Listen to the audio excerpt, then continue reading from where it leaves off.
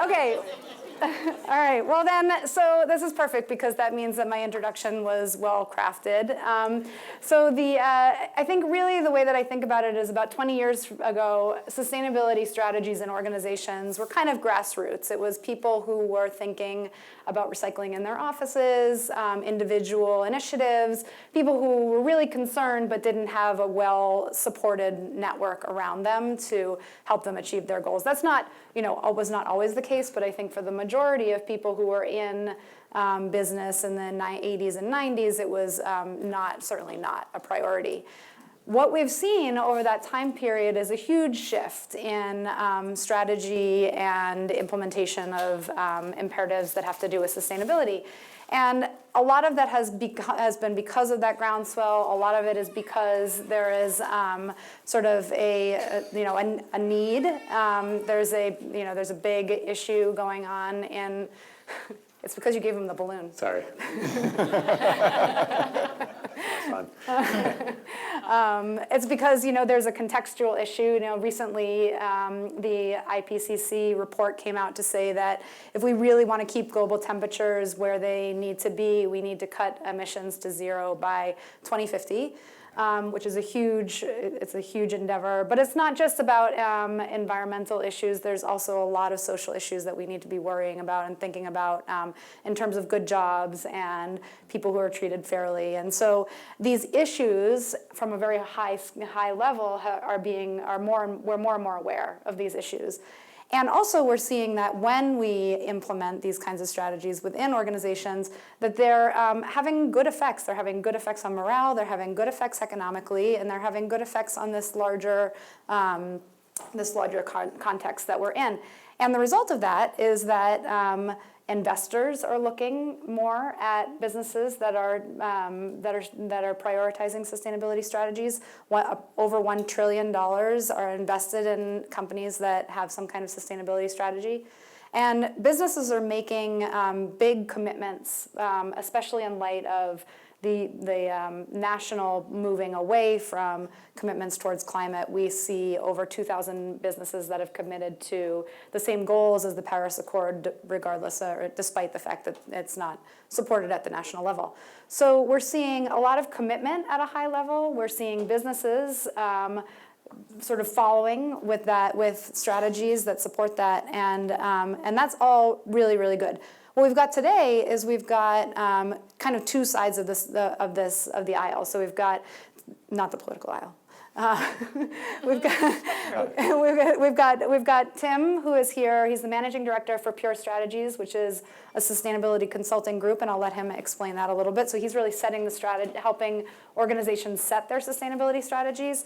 And then we've got Jenny, who's the program director for IDH, and she is really working to bring together public-private partnerships so that if Tim were to say, "Hey, we think that one of the key strategies for your organization is to engage in some kind of collective action," she's really implementing that and helping organizations implement that.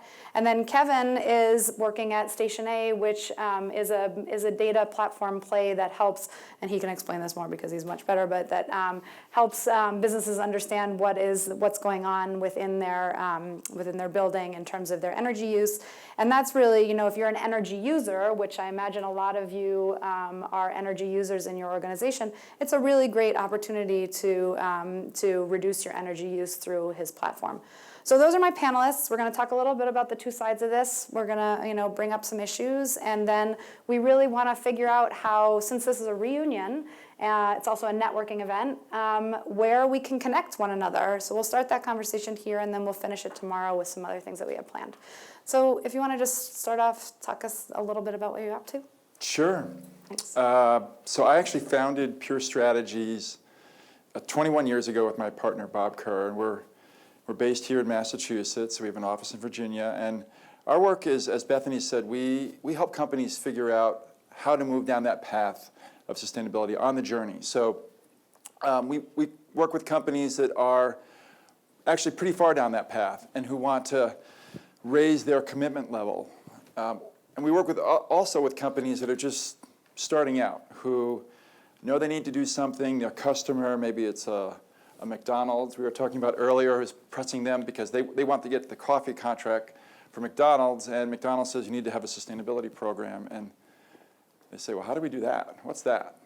And so our company works on helping to identify those priorities, what's most important for the business, and then how do you socialize those priorities through the company and identify the targets you want to set, and then operationalize that in the company, in the products, and in the supply chains. Great. Jenny, do you want to tell us a little bit about what you do? Sure. So I work for an organization called IDH, the Sustainable Trade Initiative. We're a foundation based in the Netherlands. So I'm originally from New Zealand, but I live in Amsterdam. And we work together in commodity supply chains. So working with some of the big corporate companies to help make their supply chains more sustainable. So I think about 10 years ago, WWF made an analysis of, okay, if you look at some of the really at-risk places around the world, there's maybe about 20 commodities that's related to a lot of the deforestation and water issues and also social issues. And there's millions of producers and billions of consumers. And there's about 100 companies in the middle where most of these commodities pass through. And so those are the companies that we're really targeting to help drive their sustainability strategies and advance their thinking. We're 10 years old. I direct the coffee program. We work in coffee, tea, cocoa. So we were talking about coffee and cocoa earlier. And we also work in most of the big deforestation commodities, so palm oil and soy and so on. And the way that we look at change is at field level, but also how do you change the thinking in business and in the sector governance.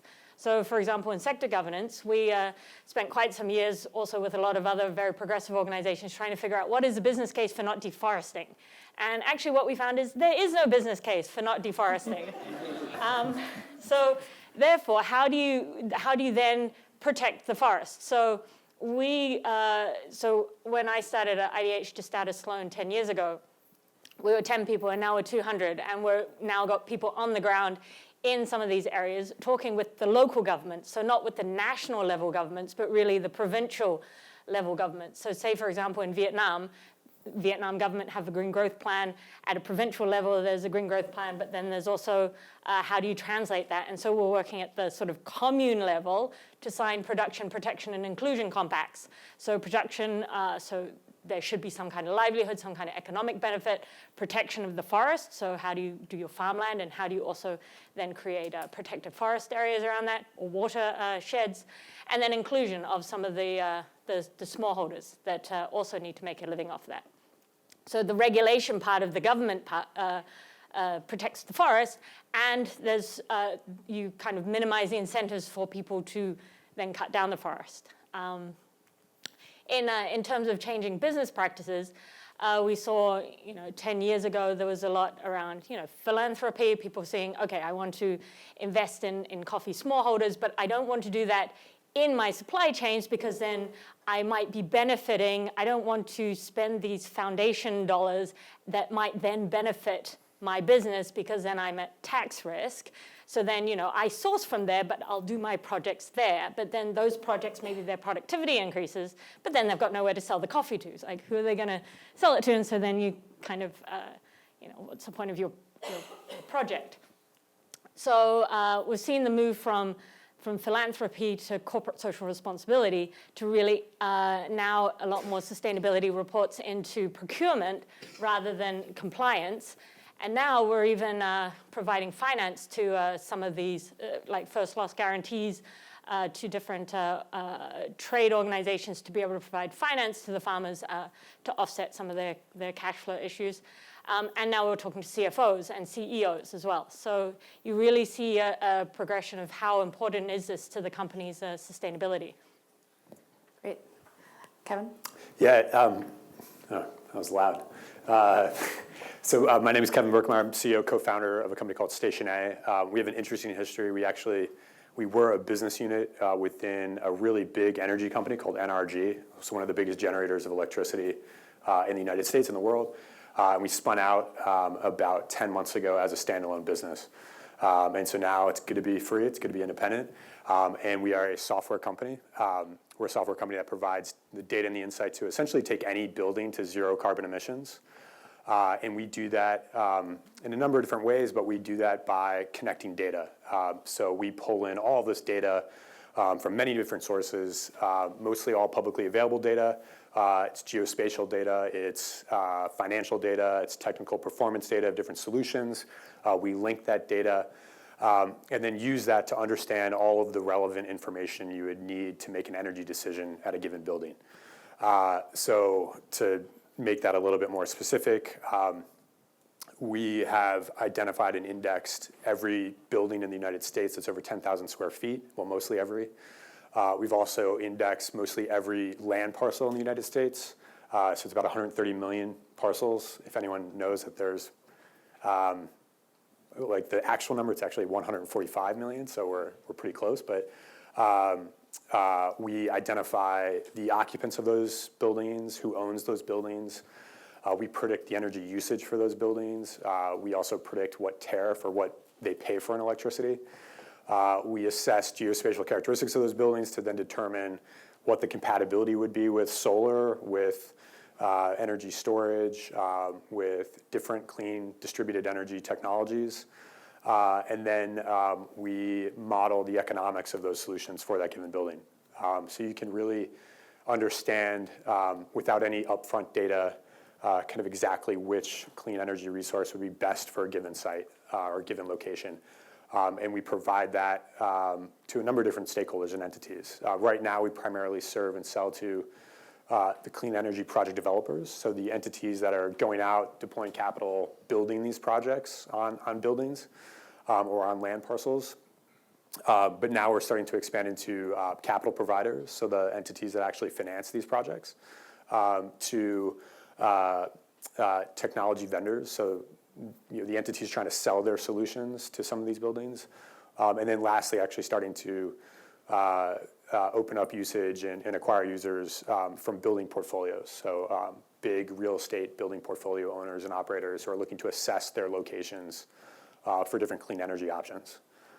So the idea is that we really drive down what are called soft costs. So we really drive down the costs to deploy these systems that are, I would argue, probably the biggest constraint and the biggest challenge to the scalability of this industry.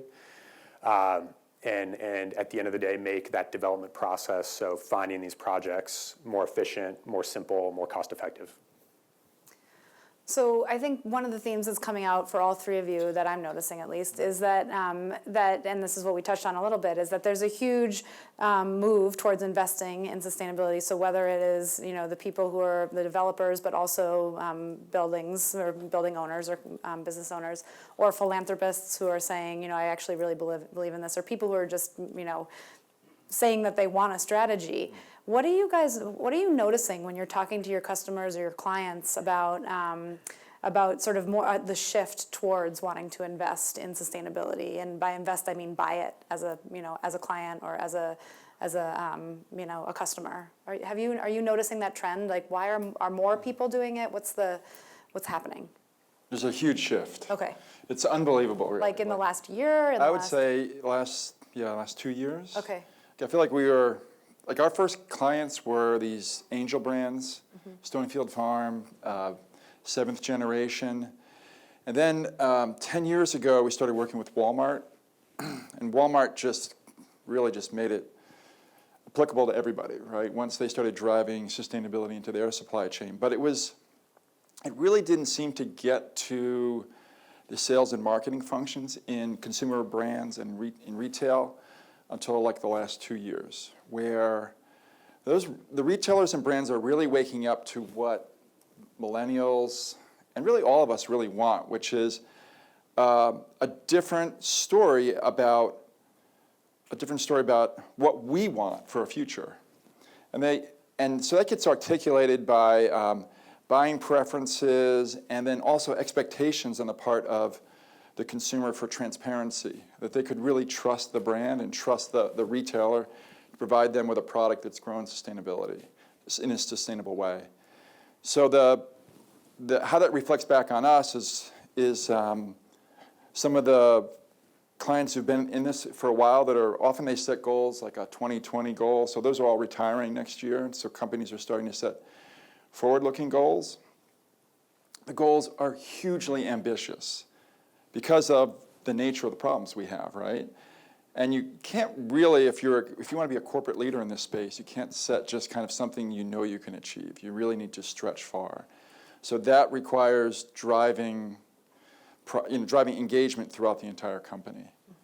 So that's the marketing function, that's product development, it's supply chain, it's finance. So it's the entire company really now is getting fully engaged in this whole question of what's the future of our business, because the opportunities, I mean, climate change and water scarcity and population is such a big problem, but it's a giant business opportunity. Yep. So you're sort of getting the, this is the shift in mindset, and this is why it should be a strategy. I feel like on your side, it's more, there's imperative, like policy imperatives that are gonna help me. I might be wrong about this, but that's what can you talk a little bit about what you're? Yeah, so I mean, I think, well, the energy space is super interesting because it kind of brings together at least of the three things that I personally love, but within an environmental context, it brings together technology, economics, and policy. And it kind of requires all of those things to work for the industry to grow and thrive. And it's been a policy-driven business for several years where incentive drives investment, incentives drive deployment, or these market support structures drive deployment. I think what's super exciting now, though, is that you're actually starting to see, and for the last few years, you're starting to see many of these solutions, and I'm just thinking of solar specifically, be economic standalone, on their own basis, on their own grounds, without necessarily heavy incentives. Where even at very large scales, you're seeing solar and wind plants combined with battery storage beating or competing with a natural gas fired plant, which is unfathomable for a lot of people who've been in this industry for a while. So that's, I think, super exciting. So there's that economic argument where there is it's actually a good business decision to do and deploy a lot of these solutions. We're entirely focused on communicating that. And I think a lot of times that information is not that accessible. It's not very transparent. It's typically biased by the entity that's trying to sell you something, where they're saying buy this hammer because I can also give you this nail that is going to be the most efficient to use. And I think so that's really changing the dynamic and the discussion in a really positive way. And I think now it's at a point where it's just a matter of scale, and where there are other constraints that are popping up that maybe are not as much technology, not as much policy, not as much economics, but are associated with just scaling a business, acquiring customers, selling, pitching, presenting, things like that. Yeah. What about, do you have any thoughts on policy? I mean, I know you're really kind of involved in that space. Do you feel like that's a good platform for you to raise awareness? Raise awareness. So I would say that from the policy side, so there's or at least from the European side, because I'm not so up to speed on the American side. But on the European side, there's definitely EU regulations around labeling and carbon and emissions and what's coming from that. And I would say that a lot of the brands are preparing for a sort of risk management strategy on how do I deal with the regulations that I see coming soon. I need to already start preparing for that. I would also not underestimate the power of the advocacy NGOs like the Greenpeaces and would palm oil be where they are now, which is quite ahead of the game, I think, if not for the guy in the orangutan suit that scaled the Nestle building during the AGM.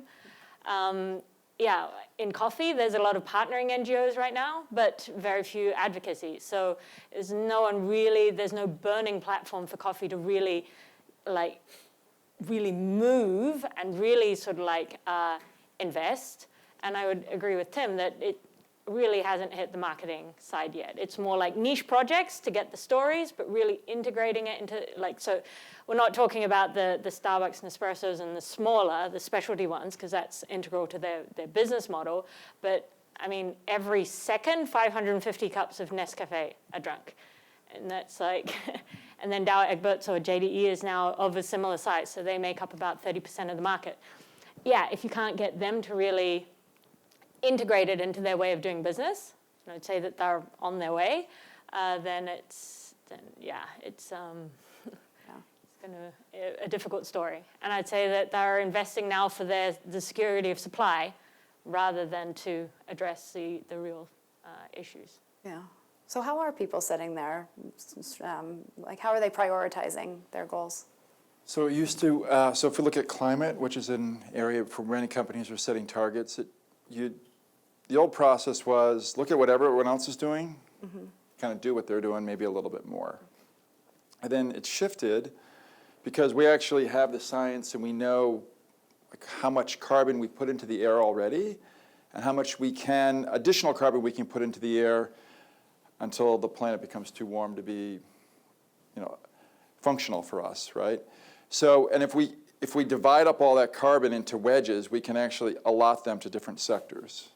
So now different sectors of the economy actually have carbon budgets, and companies can determine what carbon they should be emitting as part of their sector. So the way they're setting the target today is science-based instead of... Science-based means? It's based in actual analytical data around how much carbon they can emit over time. So the target is based upon understanding that carbon budget and the share for an individual company, rather than what I think I can do if I look out 5 years. I could do 2% per year.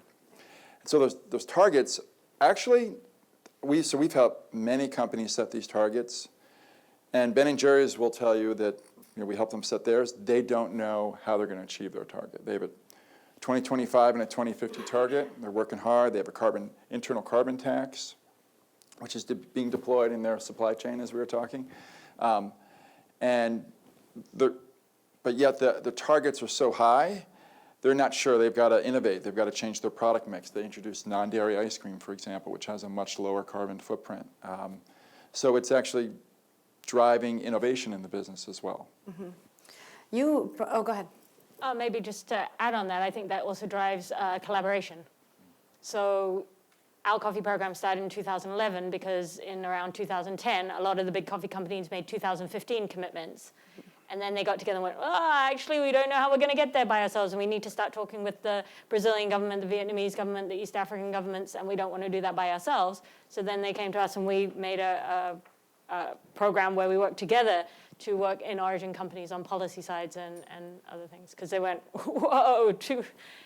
we know how we're going to get that far by ourselves, but the rest, we have to work together and change policies and innovate and learn off each other's mistakes. Yeah. So you have some kind. Oh, go ahead. Question. Sure. So I would be curious about.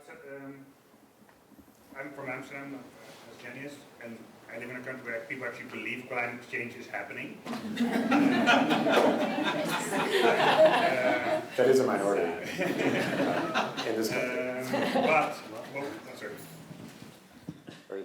Yeah. So everyone wants and everyone thinks we should do something about climate change, but we're now at a point where actually people realize to do something about it, we have to make sacrifices. And then it becomes very hard, right? So as long as you're talking about, it's good for your business case, that's easy, right? That's the top of the iceberg. So I'm curious about your thoughts on how are we going to get everyone to actually say, okay, if we really want to change something, what sacrifice are we going to make as a society? I can touch on one thing quickly. So yes, I would I guess answer at least immediately by saying that tip of the iceberg is actually quite big, and it's not even nearly captured from a business opportunity perspective. So there's a lot of opportunity where people can save real money, or it is accretive to the business to actually invest in these technologies, to put them on their buildings, to deploy them. So much so that the market is extremely nascent. It's like I think that 1% of total demand that would be represented by the commercial industrial space is actually served by a renewable, like an on-site renewable technology. So I think one of the big opportunities today is to actually capture that market, capture that opportunity, and in many respects it's not that accessible to people because they don't know.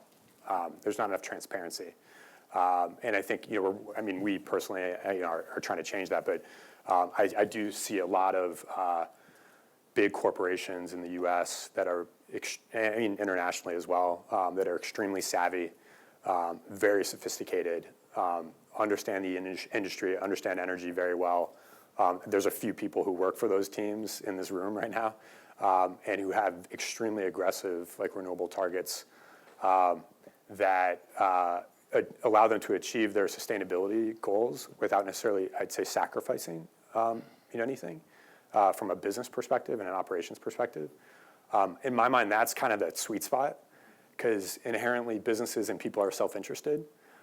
And now we have an opportunity where we can actually satisfy that self-interest by doing something that's also good for the planet. And we're just not capturing that opportunity fast enough. And so we've really targeted capturing that opportunity fast enough. And we're shocked, at least I'm shocked as a company and a founder, to see how few companies are actually focused on that problem and are instead focused on these bright shiny objects, these other technical solutions that maybe will scale and deploy in 20 years when we actually have real opportunity today. What do you think is the biggest thing that's getting in the way of them realizing that it's an opportunity? It's transparency, access to information. Those are the things that we experience the most, I think. And then I'd say, I talked about soft costs. 3 years ago, if you would have asked me what's the biggest constraint to the scalability of the renewable energy industry, I would have said capital. We need more capital, we need more money. Now there's tons of money. And now the biggest constraint is finding good projects. It's finding people who want to put these things on their land or on their buildings, who understand the value that they provide. And that is maybe it's considered, in the industry as an incremental change and an incremental improvement, and maybe just the tip of the iceberg. But man, it's such an untapped opportunity that really has to be focused on if we're serious about scaling and serious about a real energy solution, at least. Question more for, I feel a lot of the conversation that I'm hearing about sustainability seems to be monolithic to environmental resources and consumption, right? I work in healthcare, right? So I think in biotech, so it's quite, while it's difficult, it's quite easy for us to basically say, I want the building to be more environmentally sensitive. We want the supply chain to be more environmentally sensitive. But very few of us have gone on to look at the core business models that we deploy and determine if those business models themselves are sustainable, right? So in biotech, average cost of drug prices, right? Say some of the drugs that we work on have gone from $8,000 to now well north of $200,000, $250,000. As you work on sustainability initiatives and strategy, do you find there's a diversification of thinking to say what sustainability really means as a business? I was in Detroit this week, and Ford announced they've been talking about this for a while, but their focus is now on mobility. And it's not on car ownership, selling you another car. So I think there's a business in transition that's fundamentally trying to rethink the way it's servicing the market. I would say in the agricultural space, we see a company like Cargill thinking not only about commodities, but how do you deliver that commodity to the marketplace that has the social and environmental information around how that commodity was produced attached to it, right? So bringing IT and all that information forward so that the customer, whether that's the brand or the end consumer, can make an informed choice. Because right now we don't have transparency through the value chain, and I think with more transparency and better pricing of these impacts, these social and environmental impacts, that can also drive the kind of change that you're talking about.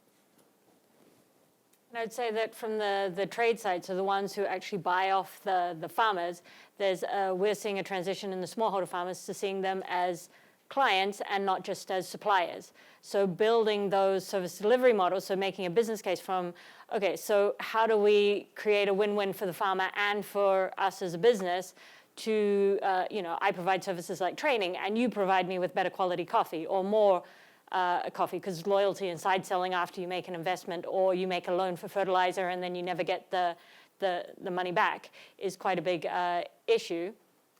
And seeing that, so the projects that we used to fund like 10 years ago used to be, okay, let's fund, get certified, and then that's it. And conversations we were even having like 3 or 4 years ago with some of the trade was like, yeah, when there's donor money or roaster money, we'll do the project. When that's over, then, and we were being asked to take on some projects where we don't want to invest in it anymore. Will you pay for these? Because otherwise we have to lay all these trainers off. And you're like, yeah, that's not the point.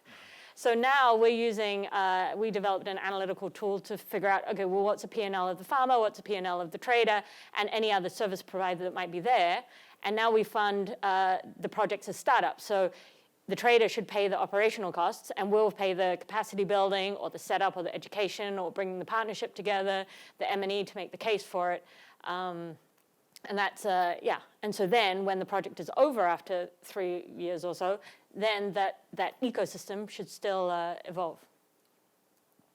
And maybe to your question, also living in the country that's below sea level, it's a bit more of a drive maybe. 100 meters is our highest mountain. From my perspective, I think we don't leave it up to the consumers to decide. I don't think that you should have coffee on the shelf in a supermarket where, the coffee's grown on deforested land where the farmers don't have enough to eat. I would say that across the board in just about every country, smallholder farmers don't have enough to eat for at least 3 or 4 months of the year. Okay, I'm not talking about the estates, but why should you be able to buy that product? It just doesn't make sense when you really think about it. So how can those products, how can you make sure that those products come from more sustainable ecosystems? Yep, in the back. Jenny, my name is Mauricio. I'm actually originally from Costa Rica. I grew up in a coffee farm. And I'm quite familiar with the palm oil type operations. It comes from being from countries like this. Lately, a few months ago, I launched an initiative to reduce the rate at which deforestation is happening in Costa Rica. Land ownership is quite fragmented. A lot of poverty as you move away from the cities and so forth. Timber is actually of high value. It's very exotic woods, and there's a huge incentive to monetize that wood, convert it into some sort of agricultural crop or cattle, what have you.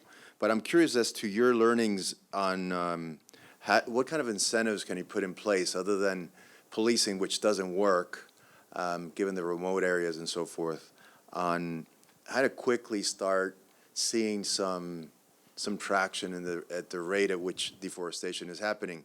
And the other force that's coming, especially in a country like this, is you have tourism, which is really taken over. The country's been marketed as a eco place, and so a lot of new facilities, hotels. Before, there were just bungalows at 25 cents a day, but now it's, you have Four Seasons, stuff like that happening. So maybe it's not something you can answer now, but perhaps I can reach out later on these learnings, because we're pretty active.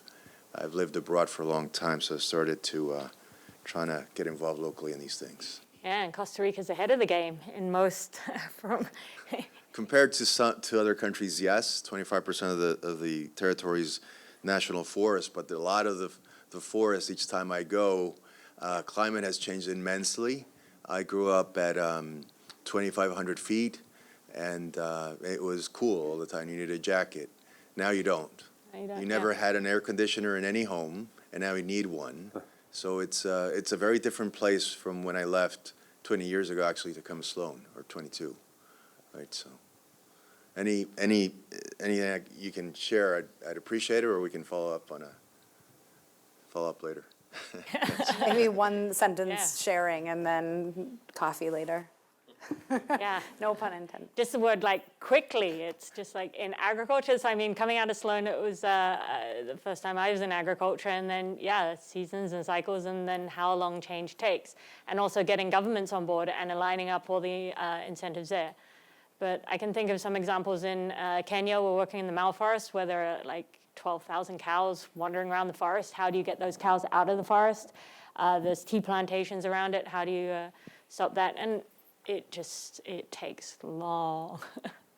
And do we have that time? It's So- big challenge. One of the things I wanted to talk to you all about is this idea of how do you choose the right strategy. And so I think, Kevin, I've noticed that in some of your materials that you guys talk about the people that you're actually interfacing with. So not so much on the developer side, but in the new market that you're trying to develop. Who are the people that you're talking to, and why are they talking to you about this? And when I say who, I mean, what is their role in the organization?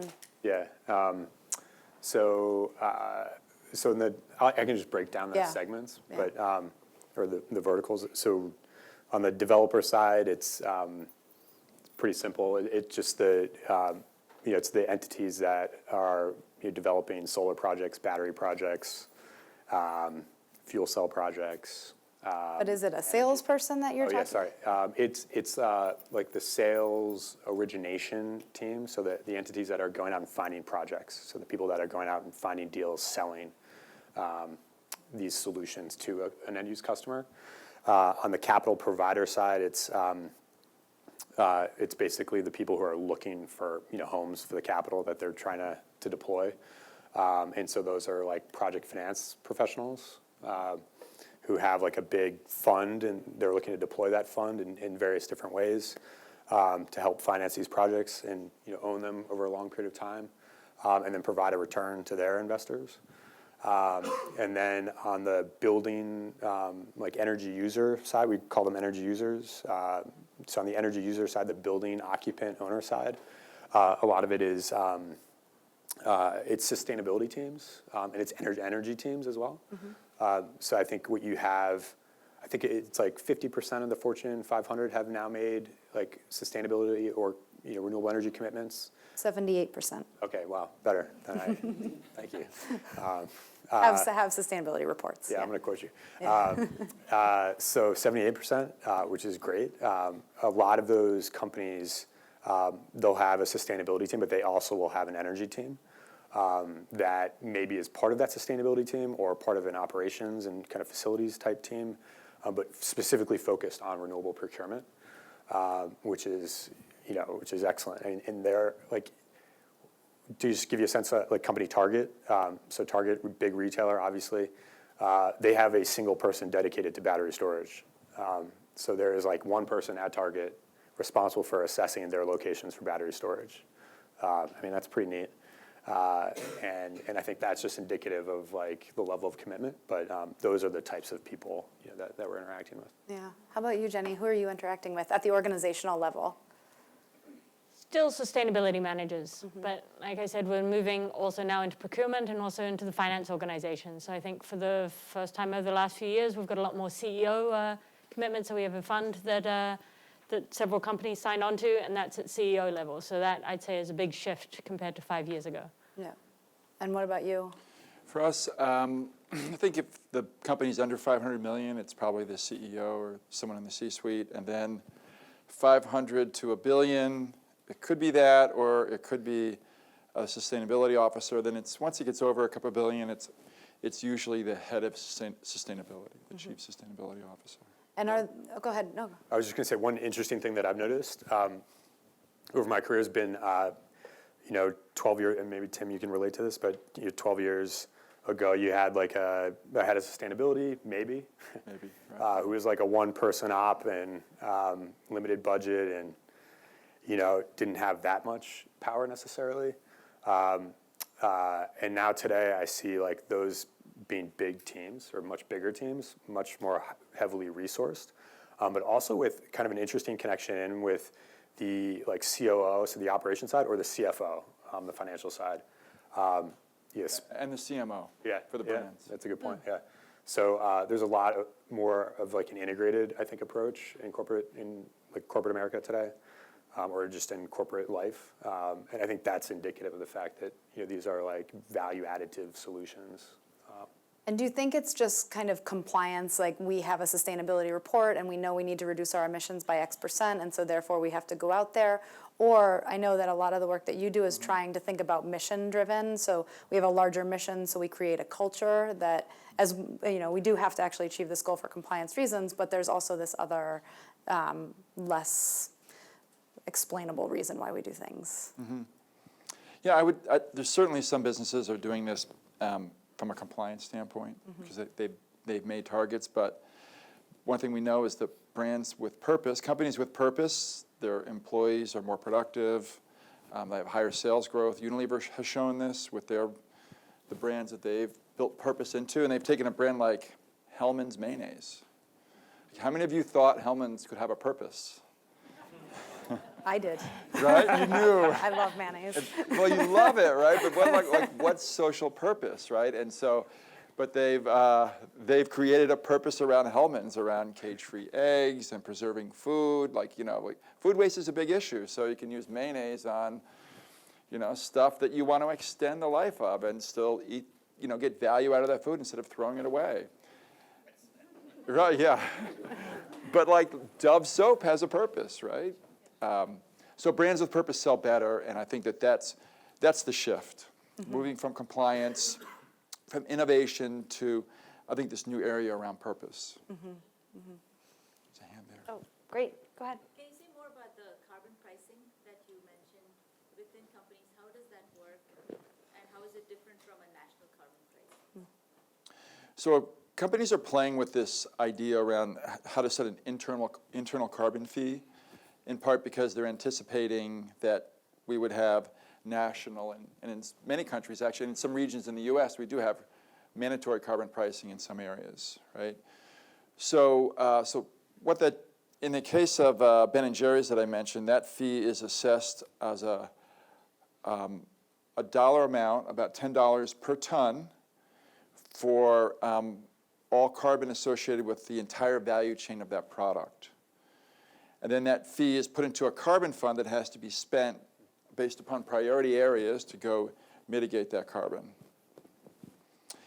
Microsoft is doing something different. They created a tradable platform with their technology, which was kind of interesting, right? So that each year, every business unit has to reduce their carbon emissions, and their allowance goes down if they. It's in their budget also. So if they reduce their carbon emissions, they don't have to pay a fee. If they are unable to reduce it, they can go and buy somebody else's reductions from another business unit. So there's this economic market that they've created to reduce carbon across the Microsoft business. So businesses are playing with this. Go ahead. Well, as a country, perhaps the US, as a country, perhaps to answer, as a response to the Dutch gentleman, we live in a country that doesn't believe in climate change, but I wanted to ask you, Jenny, from your perspective, living in Amsterdam, do European companies, as corporations, as units, are they ahead of the game compared to their American counterparts? So from my perspective, yes. So I've seen the shift from corporate social response, so from philanthropic investing outside of our supply chains into CSR and creating shared value and really integrating into the procurement organization. And I'd say that where the Americans are now in general is where the Europeans were maybe 5 or 8 years ago. But it's funny because I was talking to an American company and they feel like they're ahead because they're doing it out of the goodness of their hearts and not related to their business case. Well, we're very happy to hear that. I lived in Amsterdam and grew on a coffee farm in Tanzania, so everything that you say sort of resonates. But it's good to hear that at the corporate level we're doing a bit. Can you give it to Sarah, Emma?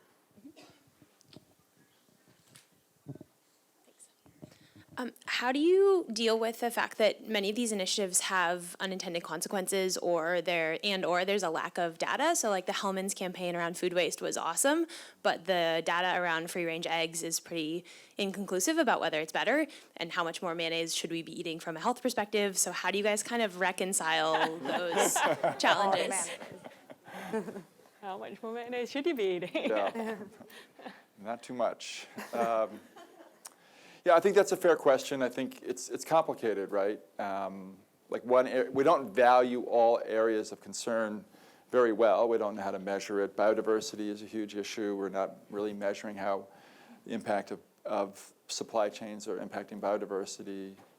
Smallholder issues, forced labor. Certification. Yeah, and supply chains are very dynamic. They change all the time where you source from. I would say there's a lot of really good work underway there. And I think, going back to the point you brought up about NGOs keeping the corporates, holding their feet to the fire is super important because the brand left to its own devices, naturally wants to tell that positive story and needs to be held accountable. To be authentic, they need to also be honest about the areas where they're not doing well. And they're often not. And they need to be held accountable. I think there's also a balance there of you also don't want to make the corporates too risk averse to trying something. And I think that one of the things that you keep hearing but is really difficult for everybody, I think, is how do you celebrate failure? How do you talk about how you've failed and what you've learned from it? So we've also been part of an initiative called Malawi 2020, and that's towards living wage in the Malawi tea industry. And that is so difficult to pull together and bringing the producer organizations ahead, and you get to an agreement, and then you get to that next level of detail about exactly who gets living wage, and then it all falls apart again. But one of the unintended consequences there is now Malawi is less competitive as a country. So actually, you need to do all the countries all at the same time, but that's just not practical. So it's just figuring it out and being willing to fail and being willing to talk about it openly and not be afraid of being then completely burnt across, every single social media platform and being held accountable. It's really, a delicate balance. So we'll take one more question here, and then we'll wrap up, I think. Or maybe you've been waiting for a question. We'll probably do yours, too, in the back. Thanks. Can I just add for one moment? I think we need to hold accountable those companies that are doing nothing, right? There are so many businesses out there today that below that top tier that are completely invisible in this space. They're starting to wake up, but they need to be motivated to move forward. Yeah, it's funny you mention that because we've started to we kind of troll big corporates who are making commitments to do solar on their buildings and basically calling them out saying that they could do more. So a good example is Walmart recently announced that they're going to do solar on 17 of the stores in Illinois, and I've very quickly looked up Walmart in our platform to see there's actually over 70 stores in Illinois, and there's even greater solar potential than what they've currently committed to do, and so we quickly tweeted that out. But so I think we're going to start to do more of those things and have more fun with the data and the information that we have to kind of call out companies where they are doing something, but where they could be doing more, and then even call out the ones that have not done anything as well, yeah. Which is obviously more important. Go ahead. Well, how do we deal, let me call it the white elephant, in many of these discussions with the fact that the population in some countries on Earth will just double. If you think about Africa, they will add probably 1 billion people over the next 15, 20 years. What about India, China, right? And let me ask you a controversial question. What if the additional CO2 helps us to feed these people? Because climate change shouldn't be about a belief. We're all here at a science-driven organization, right? And the fact is, in the Netherlands, you blow CO2 in greenhouses, and the flowers flourish more. So what if it helps us to feed all these people we add over the next 10, 15, 20 years? I'm not against all the sustainability initiatives, don't get me wrong. We have huge problems with microplastics. nanoparticles, etc., right? Curious about your answer. Go ahead. I would say, so we know that as more CO2 goes into the air, temperature rises, and we lower agricultural productivity. And we have more desertification, maybe not in Holland, but globally we're lowering agricultural productivity. We have more extreme weather. We have soils that are less resilient to droughts and floods. And actually, there's a study that came out, I think it was earlier this year, that said actually the nutritional level of food is going down with higher CO2 concentration. So think about it as if you eat a lot of carbohydrates, a lot of sugars, it's kind of pumps up your body, but it's empty calories. And they're equating this higher level of CO2 in the atmosphere to a similar thing in the nutritional level in plants. So in terms of health and diet, it's driving that down. So there are some regions where actually higher CO2 concentrations could improve plant production, leafy greens, et cetera, right? But we know overall, it's actually a big hit on agriculture. So I think that, your first point, though, is really important, is these people in the world, like in India and in China, not only are there large population increases, but they want to live just like you and I live. Yeah, they want a refrigerator, a car, et cetera. And so this is where, I know you said we're going to talk about one thing that people don't know about, right? Yeah, so I'll throw mine in. Yeah, go. There's a bunch of interesting brands that are, this is Nestle, Visa, Pepsi, Target, National Geographic. And they just came out this week with a campaign to tell a different story about what the good life is. So what's the life that we aspire to? Is it having 2 really fast cars and a big house and a lot of material things? Well, actually, if you look at the data, that's not what people are aspiring to. So they're aspiring to connection, health, well-being, and less about money and personal success. And so the story they want to tell is in all of their advertising, in Visa's advertising, what they want to show is a different picture. And they want to show a family, let's say, a diverse family, that has more opportunity for women, girls and women, that's inclusive, but eats less meat, goes circular, right? Doesn't use single-use plastics, for example, and let's see, buys durable products and powers their life with renewable energy. And one of the last tenets of this is they're also engaged. So they might be doing all this as they leave the house to go vote. So imagine if these brands could tell this story, right? So it's a different story about what the good life is, so that we could think differently. And one of the tenets is actually go simple. So what I think is really interesting about that is when you start to think about from a larger sense what kind of goals you're setting as an organization, you think a lot about, well, I'm a big energy user, and so I'm going to work with Station A to help out. Or, I have problems with water because I'm a coffee company, so you're going to help me with that. Or, they just engage with you to say, like,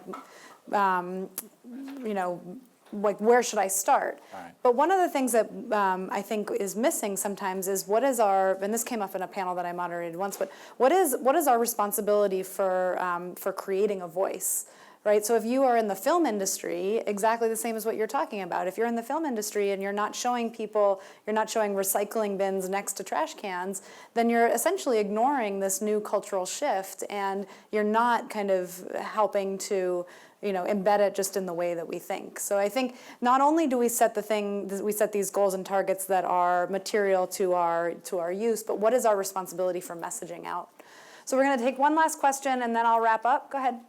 Well, it seems to me that there are a couple of issues here which are pertinent to the United States, and I can't speak for other countries. But one of the things is that I don't think that the United States citizens have an expectation that the companies that they deal with are going to be engaged in sustainability. Whereas if they do have an expectation that they're, let's say, going to hire women. So if that expectation can be changed, and I don't know how one would do that, the trolling thing is a little bit part of that story, then I think that would make a big difference, because these companies ultimately have to deal at some point with the public. And the other thing is, there aren't enough good stories that are widely publicized, I think. I mean, maybe I'm wrong, but it seems like a lot of stuff like re-engineering the corporation, which became a huge consulting fad, was based on these stories. And how are you guys gonna create that consciousness and find the stories that are gonna create the pressure which this gentleman from Holland was expressing, which is where he lives, it's an expectation that companies will comport themselves in this way. Yeah, I can answer part of that. I think, it's interesting. We talk to so many entities who make these decisions to procure renewable energy. And they're all making those decisions, in large part because of the financial benefit, the operational benefit that they receive, for making that investment. Yet you never hear them talk about that, or you very rarely hear them talk about that. And as a result, you still have, people who don't think that the solar industry is a real industry, right? Or who don't think that, or who think that solar as a technology is inherently dependent upon subsidy and is, a tax on the community. And I think, we try to provide more transparency and encourage people to communicate that message around operational benefit, around, to speak to that self-interested side of I think the community and the people, that these are actually good business decisions, as opposed to just we have this goal, and this goal will get us to be this leader in sustainability. But also achieving that goal will help them probably save millions of dollars in revenue, and even greater than that, depending on the scale of the business. It looks like we're losing people. Yeah, I thought it was supposed to end at 3:15, but maybe I'm wrong about that. Okay, so I'm just going to wrap up. So thank you all for coming. I just want to say that we have 2 more events tomorrow. So we're going to talk. Jason is here from my team. So I just want to introduce my team: Jason J, Director of the Sustainability Initiative; Emma Caldwell back here; and Dominic here. So we have some events tomorrow. Jason and Roberto Rigobon are going to talk about the Promise Framework, and then we're going to have a networking lunch to talk about how we can all work together. So thank you for being here, and sorry if we went over.